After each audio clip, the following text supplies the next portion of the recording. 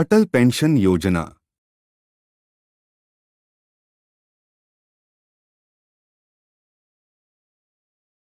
अटल pension योजना के अंतर्गत 31 मार्च 2023 तक कुल 5.20 करोड़ से अधिक नामांकन किए गए।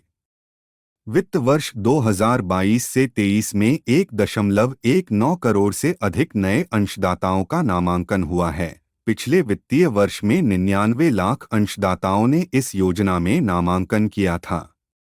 इस प्रकार नामांकन में 20% से अधिक की वृद्धि दर्ज हुई है।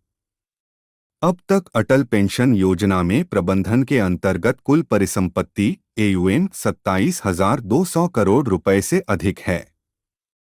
योजना के आरंभ होने के बाद अब तक इसने 8.69% का निवेश लाभ अर्जित किया है।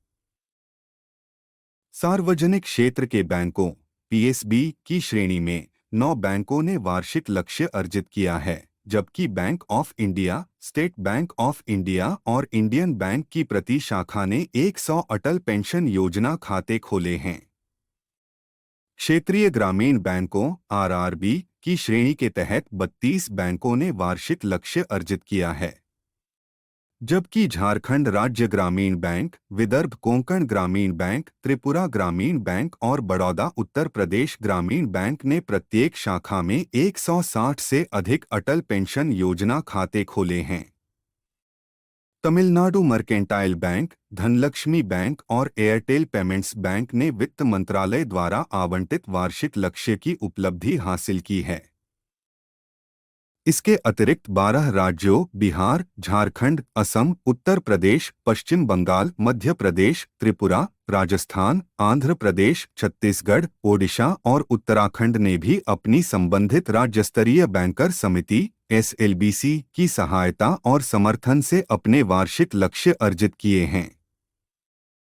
पेंशन निधि विनियामक और विकास प्राधिकरण PFRDA ने राज्य स्तरीय बैंकर्स समिति SLBC और भारतीय ग्रामीण बैंक RRBS के साथ तालमेल से संपूर्ण भारत के विभिन्न स्थानों पर 47 अटल पेंशन योजना आउटरीच कार्यक्रम और टाउन हॉल बैठकें आयोजित की। आधार का प्रयोग करके कई डिजिटल ऑनबोर्डिंग सुविधाओं का शुभारंभ किया गया है। इनमें संशोधित अटल पेंशन योजना ऐप का शुभारंभ और अटल पेंशन योजना के लाभों के बारे में जागरूकता के लिए 17 पॉडकास्ट, अटल पेंशन योजना पर प्रारंभिक जानकारी के लिए चैटबॉट जैसी सुविधाएं शुरू करने की कई पहल भी की गई हैं।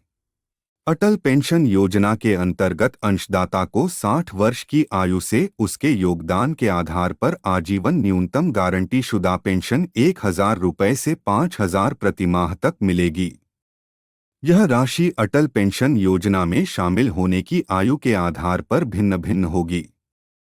अंशदाता की मृत्यु के पश्चात पति या पत्नी को समान पेंशन का भुगतान किया जाएगा।